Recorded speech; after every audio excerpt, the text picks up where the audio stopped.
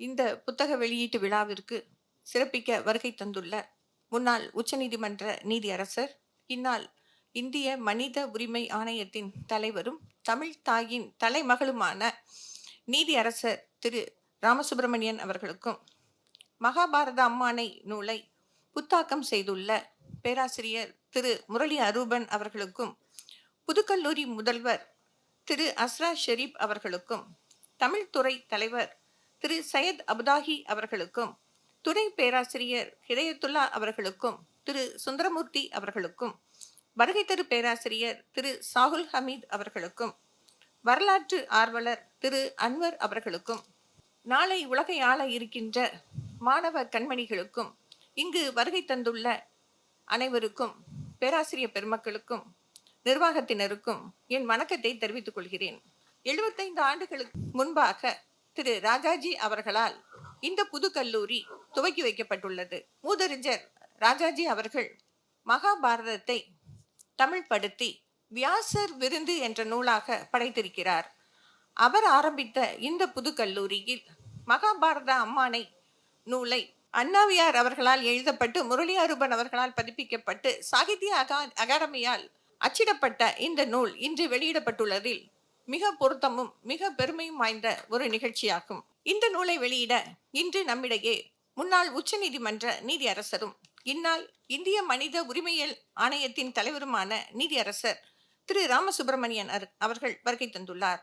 மன்னார்குடி தந்த மாணிக்கமான நமது நீதியரசர் அவர்கள் சென்னை சட்டக்கல்லூரியில் பட்டம் பெற்று வழக்கறிஞராக பணியாற்றிய பின்னர் 2006ஆம் ஆண்டு உயர்நீதிமன்ற நீதிபதியாக பதவியேற்று சென்னையிலும் தெலுங்கானா மாநிலத்திலும் உயர்நீதிமன்ற நீதிபதியாக பணிபுரிந்து அதன் பின்னர் பணி உயர்வு பெற்று ஹிமாச்சல பிரதேசத்தில் தலைமை நீதிமன்ற நீதிபதியாக பணிபுரிந்தார். அதன் பின்பு அங்கிருந்து பணி உயர்வு பெற்று உச்சநீதிமன்றத்தின் நீதிபதியாக 2023ஆம் ஆண்டு வரையிலும் பணியில் இருந்து பணி ஓய்வு பெற்றார். மீண்டும் இந்திய மனித உரிமைகள் ஆணையத்தின் தலைவராக தற்போது வரை பணியில் இருந்து நாட்டிற்கு மிகச்சிறந்த தொண்டாற்றி வருகிறார். அத்துடன் இவர் மிகச்சிறந்த ஆசிரியர் என்று சொல்ல வேண்டும். ஏனென்றால் கீழமை நீதிமன்ற நீதிபதிகளுக்கான பயிற்சி புத்தாக்க வகுப்புகள் ஜுடிஷியல் அகாடமியில் நடப்பது உண்டு. அதில் மிகுந்த ஆர்வத்துடன் கலந்து கொண்டு மிகச்சிறந்த வழிகாட்டியாக எங்களுக்கு இருந்துள்ளார். அதோடு இதை எல்லாத்தையும் விட பெரிய விஷயமாக அவர் தமிழ் தாயின் தலைமகன். தமிழுக்காக அவர் எந்த தயக்கமும் இன்றி வந்து தோண்டாற்றுவார். கம்பன் கழகத்தில் அவர் ஒரு விழாவில் அவரது பேச்சை கேட்டு கிட்டத்தட்ட மெய் மறந்து நமது முரளி அரூபன் அவர்கள் என்னிடத்தில் அவரை அழைத்து வருமாறு கேட்டுக்கொண்டார். கேட்ட அடுத்த நொடி எந்த சிறு தயக்கமும் இல்லாமல் உடனடியாக ஒப்புக்கொண்டதுடன் அவருக்கு இருக்கும் பல அலுவல்களுக்கு நடுவே நமக்காக நேரம் ஒதுக்கி இந்த விழாவில் கலந்து கொண்டுள்ளார். அவருக்கு உங்கள் சார்பாக எனது வாழ்த்துக்களையும் வணக்கத்தையும் தெரிவித்துக் கொள்கிறேன். அதிராமப்பட்டினம் என்றும் செல்லி நகர் என்றும் அழைக்கப்படும் அதிவீர ராமப்பட்டினத்தைச் சேர்ந்தவர் அமிர்த மதுர கவி சையது முகமது அண்ணாவியார் அவர்கள். அவர் கவிஞர், ஆசிரியர், சித்த மருத்துவர் என்ற பன்முக ஆளுமை கொண்டவர்.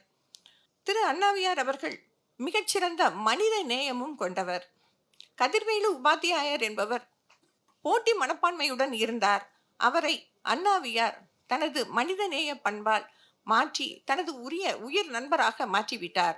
திரு அண்ணாவியார் அவர்கள் சித்த மருத்துவத்தில் சிறந்திருந்த காரணத்தால் மங்கை வேளார் என்பவரை ஏற்பட்ட பக்கவாதத்தை குணப்படுத்தினார். அதனால் திரு மங்கை வேளார் என்பவரின் குடும்பத்தார் இன்று வரையிலும் சையது முகமது அண்ணாவியார் அவர்களது குடும்பத்தாரிடம் தலைமுறையாக நட்பு பாராட்டி வருகின்றனர். இலக்கியத்துக்கு பெரும் பங்காற்றியுள்ள திரு சையது முகமது அண்ணாவியார் அவர்கள் மகாபாரதம் குறித்து 2 நூல்களை இயற்றியுள்ளார். பெருந்தேவனார், வில்லிபுத்தூரார், நல்லாப்பிள்ளை, அரங்கநாத கவிராயர் போன்றோர் பலரும் மகாபாரதத்தை நூலாக ஆக்கியிருக்கின்றனர். அவர்களுள் பெரும்பான்மையோர் மகாபாரத போருக்கு பின் நடந்த சம்பவங்கள் குறித்து நூல் எதுவும் எழுதவில்லை. ஆனால் திரு சையது முகமது அண்ணாவியார் அவர்கள் மகாபாரத போருக்கு பின் நடந்த அஸ்வமேத யாகத்தை குறித்து சாந்தாதி அஸ்வமகம் என்ற ஒரு நூலை எழுதியுள்ளார். மகாபாரத கதை முழுவதையும் 14,000க்கும் மேற்பட்ட பாடல்களாக முழு கதையையும் எழுதிய அண்ணாவியாரின் எழுத்துக்களை திரு முரளி அருபன் அவர்கள் சுருக்கி இன்று மகாபாரத அம்மானை புத்தகத்தை சாகித்ய அகாடமியால் அச்சிடப்பட்டு வெளியிட்டு இருக்கிறார். பல் சமயம் ஒன்றாய் பயில்வோன் நபி மரபினன் என்று தன்னை அறிமுகப்படுத்திக் கொள்ளும் திரு அண்ணாவியார் அவர்கள் எம்மதமும் சம்மதம், பிறப்புக்கும் எல்லா உயிர்க்கும் என்ற கொள்கையின் அடிப்படையில் வாழ்ந்து வந்திருக்கிறார். பாலுடன் தேன் கலந்தது போல கதையின் ஓட்டம் மாறாமல் தன் சொந்த கருத்துக்களையும் ஆங்காங்கே இணைத்திருக்கிறார். ஏகலைவனிடம் துரோணாச்சாரியார் கட்டை விரலை கேட்டதாக கதையில் ஒரு பாத்திரம் உண்டு. அதை அண்ணாவியார் அவர்கள் ஒரு குரு தன் மாணவனிடம் இந்த மாதிரி கேட்டதாக அவர் சொல்ல விரும்பவில்லை. குரு மீது கொண்ட மரியாதை, ஆசிரியர்கள் மீது கொண்ட மரியாதை காரணமாக அந்த இடத்தை துரோணாச்சாரியாரிடம் ஏகலைவன் தானாகவே முன்வந்து கட்டை விரலை தர முன்வந்ததாகவும், துரோணாச்சாரியார் அதை மறுத்ததால் ஏகலைவன் தானாகவே முன்வந்து கட்டை விரலை பயன்படுத்தி அஸ்திரங்களை பயன்படுத்துவது இல்லை, ஆயுதங்களை பயன்படுத்துவது இல்லை என்ற சபதம் ஏற்றுக்கொண்டதாகவும் சிறிது மாற்றி கூறியிருக்கிறார். கர்ணன் அந்தனராக வேடமிட்டு பரசுராமரிடம் கல்வி கற்றுக்கொண்டார். அதையும் கர்ணன் கொடைவள்ளல் என்பதால் அவரது குண பாத்திரத்துக்கு குறை எதுவும் வரக்கூடாது என்ற அண்ணாவியார் சிறியதாக கர்ணனை அவரது தகப்பனாரான வளர்ப்பு தகப்பனாரான அதிரதன் அந்தனர் வேடமிட்டு செல்லுமாறு பணித்ததாக சிறிது மாற்றி கூறுகிறார். அதே போல கர்ணன் தேரோட்டி மகன் என்று கர்ணன் அவமானப்படும் போது அங்கு எவ்வுயிருக்கும் இடையே உயர்வு தாழ்வு இல்லை என்பது குறித்து துரியோதனன் உரையாடுவதாக தனது கருத்துக்களை மிக அருமையாக கூறியிருக்கிறார். திரு சையது முகமது அண்ணாவியார் அவர்கள் 10 நூல்களை எழுதி இருந்தாலும் கூட நமக்கு இப்போது அவற்றில் 5 நூல்கள் மட்டுமே கிடைக்கப்பெறுகிறது. மற்ற 5 நூல்கள் காலத்தின் கரத்தால் காணாமல் போய்விட்டது. திரு முரளி அருபன் அவர்கள் மிக முயற்சி எடுத்து காலத்தின் கரங்களில் இருந்து இந்த நூலை காப்பாற்றி இன்று கரை சேர்த்து இருக்கிறார். பேராசிரியர் திரு முரளி அருபன் அவர்கள் இதே புது கல்லூரியில் முதுநிலை கல்வியும் ஆராய்ச்சி கல்வியும் கற்று முனைவர் பட்டம் பெற்றுள்ளார். தற்போதும் புதுக்கல்லூரியில் பணியாற்றி கொண்டு பல மாணவர்களுக்கு முனைவர் பட்டம் பெறுவதற்கு உதவியளித்து வருகிறார். உவேசாவை போல பல புத்தகங்களை இதுவரையிலும் சுமார் 10 காவியங்களையும் புதுப்பித்து வெளிச்சத்திற்கு கொண்டு வந்து இருக்கிறார். டி.எஸ். எலியட் எழுதிய கவிதைகளை ஆங்கில இலக்கியத்தை கவிதையில் சமுதாய செயல்பாடு என்ற பெயரில் மொழிபெயர்ப்பு செய்துள்ளார். திராவிட கட்டடக்கலை என்ற நூலையும் மொழிபெயர்ப்பு செய்துள்ளார். மதன விலாசம் என்று தனது சொந்த படைப்பிலக்கியத்தையும் படைத்திருக்கிறார். அத்துடன் இல்லாமல் புதுக்கல்லூரி மாணவர்களின் படைப்பாற்றலை மேலும் தூண்ட வேண்டும் என்ற எண்ணத்துடன் வருகை வாகை என்ற 2 கவிதை தொகுப்புகளை வெளியிட்டு புதுக்கல்லூரிக்கும் மாணவர்களுக்கும் பெருமை சேர்த்து இருக்கிறார்.